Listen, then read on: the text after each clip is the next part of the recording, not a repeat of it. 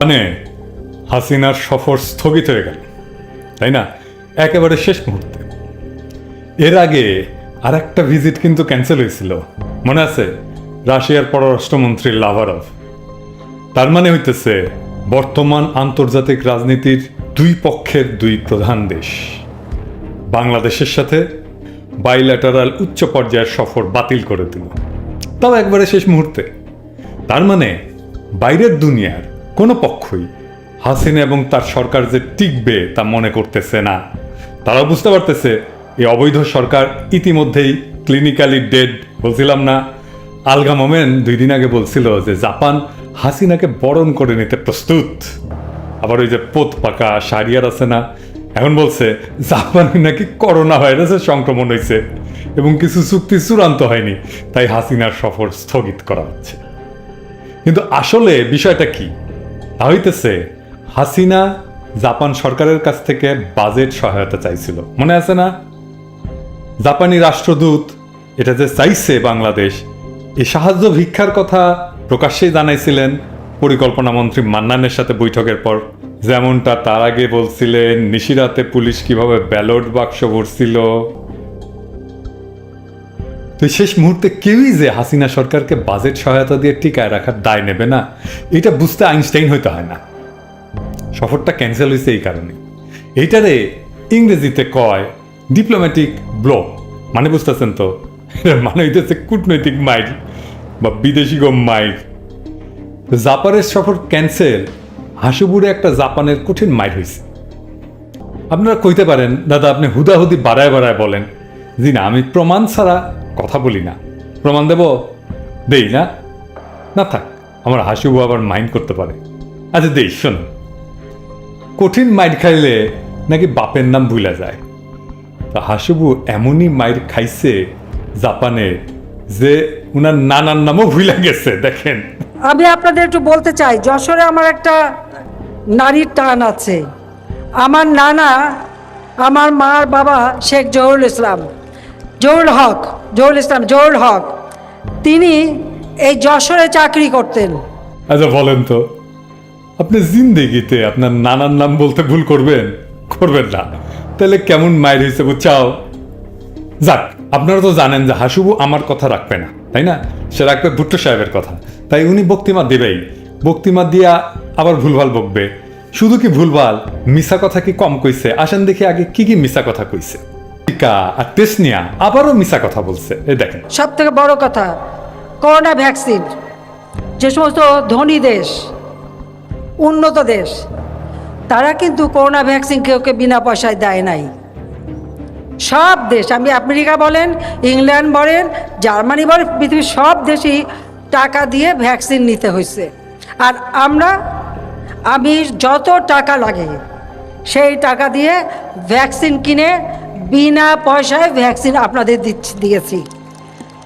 এই করোনা মোকাবেলার জন্য স্পেশাল প্লেন পাঠিয়ে সিরিঞ্জ, ভ্যাকসিন যা যা দরকার কোটি কোটি টাকা খরচ করে আমরা ব্যয় করেছি।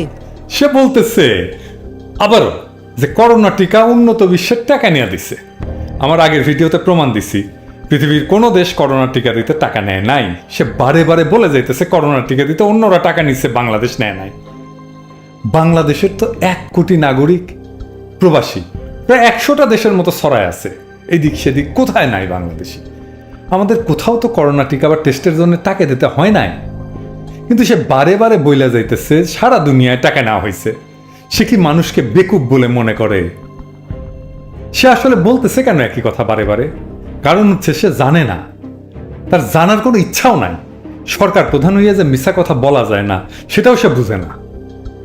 আমি আগের বার ভাবছিলাম এটা স্লিপ অফ টাং। আমরা একজন এসে বলছিল আর কি, হাসিনা ভক্ত, যে আপনারও তো মাঝে মাঝে স্লিপ অফ টাং হয়। কথা সত্য।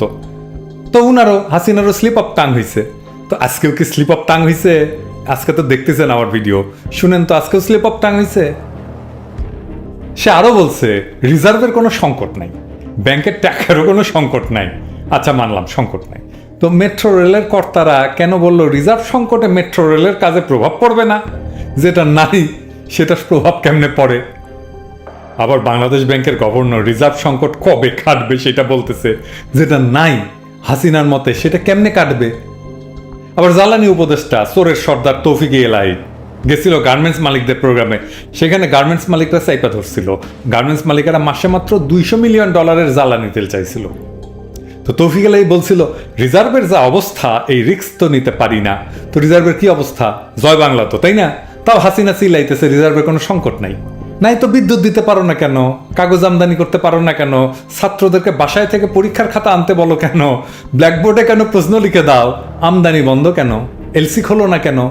হুদা কামে। আবার বলছে টাকার কোনো সমস্যা নাই ব্যাংকে। সমস্যায় যদি না থাকবে তাহলে টাকা তুলে বাসায় রাখতে নিষেধ করো কেন? ব্যাংকে টাকা না রাখার তো যার টাকা তার সিদ্ধান্ত, তাই না? তুমি বলতেছো বাসায় টাকা রাখলে চোরে নিয়ে যাবে। দেখেন কি বলতেছে হাসিবু। আচ্ছা হাসিবু, মানলাম চোরে নিয়ে যাবে বাসায় টাকা রাখলে, কিন্তু তোমার ব্যাংকে টাকা রাখলে তো ডাকাতেরা নিয়ে যায়। এই যে দেখো ইসলামী ব্যাংক জয় বাংলা করে দিছে। শুধু কি ইসলামী ব্যাংক জয় বাংলা করে দিছে? কোনো ব্যাংক বাকি নাই তো। আমরা অনেকে জিজ্ঞায় যে দাদা কোন ব্যাংকে টাকা রাখা যায়, তো আমি কিন্তু কোন ব্যাংকে রাখা যায় সেটা কইতে পারবো না, কিন্তু কোন ব্যাংকে রাখা যায় না সেটা কইতে পারবো। কেমনে? আমার কথা না, বাংলাদেশ ব্যাংকের কথা। বাংলাদেশ ব্যাংক 10টা ব্যাংকে চিহ্নিত করছে দুর্বল ব্যাংক হিসাবে, তো সেই ব্যাংকে তো টাকা রাখা উচিত না, তাই না? এই ব্যাংকে টাকা রাখা বিপজ্জনক। আসেন দেখি কোন ব্যাংকগুলা বিপজ্জনক ব্যাংক। টাকা থাকলে সরায় ফেলেন। আমি হলে সরায় ফেলতাম, যে কোনো বুদ্ধিমান মানুষ সরায় ফেলতো। দেখেন কোন কোন ব্যাংক: জনতা, বেসিক, বাংলাদেশ কৃষি ব্যাংক, রাজশাহী কৃষি উন্নয়ন bank, AB bank, Bangladesh commerce bank, Padma bank ও আইসিবি ইসলামিক ব্যাংক। এইবার বলি কেন বিপজ্জনক এই ব্যাংকগুলোতে টাকা রাখা। তাহলে একটু ব্যাংক আসলে কেমনে চলে সেটা একটু জানা নেই। হ্যাঁ, এটা একটা গুরুত্বপূর্ণ বিষয় না? আপনি কি জানেন যে ব্যাংক আসলে নিজেই টাকা তৈরি করতে পারে, টাকা পয়দা করতে পারে? হ্যাঁ, এটা ব্যাংকের মজা। তাই তো সবাই ব্যাংক খুলে। হাসিনা সবাই ব্যাংকের লাইসেন্স দেয় খালি, বুঝছো? আপনি বলবেন দাদা খালি আপনি বানায় বানায় বলেন, ব্যাংকের কি টাকা ছাপানোর মেশিন আছে যে টাকা বানাবে? যে না, টাকা বানানোর মেশিন নাই, কিন্তু সিস্টেম আছে। শিখাই দেবো তো শিখাই দিই। ব্যাংকের ব্যবসার আসল ট্রিক দেই শিখায়। না শিখাইলে আমার আবার ক্ষুদ্র ভ্রাতা এবং ভগিনীদের ধুনফুন বুঝাইবে মাইনছে। এটা তো মাইনা নেওয়া যায় না, তাই না? আসেন আমরা দেখি ব্যাংক কেমনে টাকা বানায়। ধরেন আপনি 1000 টাকা ব্যাংকে রাখলেন, ঠিক আছে? হাসিনার ব্যাংকে না আর কি, ধরেন একটা ব্যাংকে, ভালো ব্যাংকে রাখলেন। তো ব্যাংক আপনার একটা চেক বই দিবে না বা এটিএম কার্ড দেবে না, এটা, তাই না? তো আপনার একটা অ্যাকাউন্ট হইলো, তাই না? এই অ্যাকাউন্ট থেকে আপনি কয় টাকা তুলতে পারবেন? 1000 টাকাই তো, তাই না? 1000 টাকা আপনি জমা রাখছেন, তাই না? এটা মনে রেখেন, আমরা এটা পরে দেখুন। হ্যাঁ, তো এই ব্যাংক এই টাকা নিয়ে কি করে আমরা সবাই জানি? খাটায়, তাই না? কেমনে খাটায়? হ্যাঁ, যেমন কেউ না আইসা বলে যে আমি বাড়ি বানাবো, লোন দাও। কেউ বলে আমি টিভি কিনুম, লোন দাও। কেউ বলে যে মোটরসাইকেল কিনুম, লোন দাও। কেউ বলে বিয়া করুম, বিয়ার জন্য লোন আছে নাকি জানি না, তাই না? যাই হোক, তো এই আপনার এই টাকা থেকেই তো লোন দেয়, তাই না? কয় টাকা লোন দেয়? 1000 টাকা না, সে একটা অংশ লোন দেয়। কত অংশ লোন দেয়? এইখানে আসে বাংলাদেশ ব্যাংক, আমরা বলি রেগুলেটরি বা নিয়ন্ত্রণকারী সংস্থা। সে আইসা বলে একটা নিয়ম করে, সে বলে রিজার্ভ রেশিও, ইংরেজি শুনে ভরকায়েন না। তার মানে তুমি যে আমানতটা পাইছো না, সে আমানতের কত পার্সেন্ট তুমি লোন দিতে পারবা। ধরেন এটা 10%। আমি জানি না বাংলাদেশের রিজার্ভ রেশিও 10% কিনা। যদি বাংলাদেশের রিজার্ভ রেশিও 10% হয়, তার মানে তুমি 1000 টাকা আমানত পাইলে 900 টাকা ঋণ দিতে পারবা, আর 100 টাকা তোমার কাছে রাখবা রিজার্ভ হিসাবে, ঠিক আছে? তো যারা লোন দেওয়া হয় তাহলে সেই ব্যাংকে একটা অ্যাকাউন্ট খুলতে হয় না? আপনারা লোন নিছেন না, ব্যাংক বলে না এই ব্যাংকে অ্যাকাউন্ট খুলেন। হয়তো কেন হয় সেটা বুঝুন এখন, কেন বলে এই ব্যাংকে অ্যাকাউন্ট খুলেন। সে কিন্তু আপনি যদি একটা লোন নেন, সে কিন্তু অন্য ব্যাংকে অ্যাকাউন্ট করছেন, সেখানে লোনের টাকা পাঠায় দেবে না, বুঝছে? এই ব্যাংকে অ্যাকাউন্ট করতে হবে। তো ধরেন ব্যাংক থেকে লোন নিলাম, তো ব্যাংক তো 900 টাকা লোন দিতে পারবে ওইখান থেকে, তাই না? তো ওই 900 টাকা লোন নিয়ে যদি আমি ওই ব্যাংকেই অ্যাকাউন্ট খুলে রাখি, তাহলে আমার আর একটা চেক বই দেবে না, আর একটা এটিএম কার্ড দেবে না? দেবে তো। তো আমি এটিএম কার্ড দিয়ে কয় টাকা তুলতে পারবো? 900 টাকা তো, তাই না? ভুল নাই তো? তাহলে ব্যাংকে জমা পড়ছিল 1000 টাকা, আপনার টাকা। ওই টাকা থেকে আমার লোন দেওয়ার পরে আপনি 1000 টাকা তুলতে পারবেন তো? আমিও আপনার টাকা থেকে লোন নিছি, তুলতে পারতেছি 900 টাকা। মোট আপনি আর আমি মোট কত টাকা তুলতেছি? 1000 প্লাস 900, 1900 টাকা তুলতেছি। আপনি জমা দিয়েছিলেন 1000 টাকা, এই টাকা বাইরে হয়ে গেছে 1900 টাকা। আবার আমি যে 900 টাকা লোন নিয়ে আবার ব্যাংকেরই রাখছি, এই টাকা থেকে ব্যাংক আরো 10% কাইটে নিয়ে 810 টাকা লোন দিতে পারবে। ওই 900 টাকারও বাচ্চা হবে, তাইলে হয়ে যাবে 1000 প্লাস 900 প্লাস 810, মানে 2710 টাকা। কত ছিল আপনার টাকা? 1000 টাকা। ওই 810 টাকা থেকে 81 টাকা কাইটে রাখা, আবার লোন দেওয়া যাবে। বুঝছেন তো? এবারে লোন দেওয়াই যাবে। বাচ্চা হবে, তার বাচ্চা হবে, তার বাচ্চা হবে, তার বাচ্চা হবে।